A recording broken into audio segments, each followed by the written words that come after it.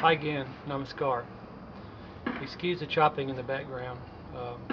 I went over and asked these people why they cut their tree, and they said it was too big.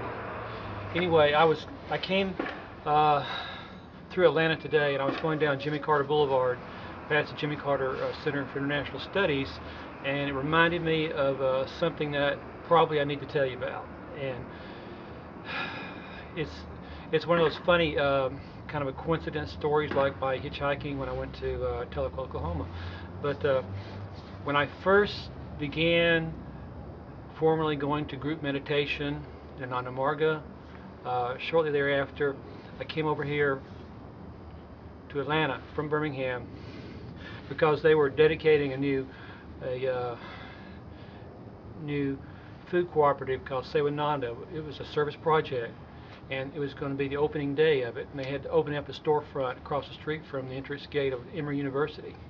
So we came over and we stayed at the Jagrati at the ashram. I believe it's on Williams Street, and so we went there. There were a lot of people, I mean, 30, 40 people, and there was a lot of commotion, and um, at that time in my life I was not very sociable, and I decided to leave, and so go out and walk in the woods, which is kind of my habitat. And I went out and walked in this wooded area where some houses had been, but had been torn down to extend a expressway through Atlanta, but the expressway was never opened or built because of uh, protest about it. But anyway, I went there, and near a hilltop, I sat and I meditated. I did my sadhana there, and later I returned back to Jagrati. Um, the next day we went and opened up the Sewananda Food Cooperative, and that was that.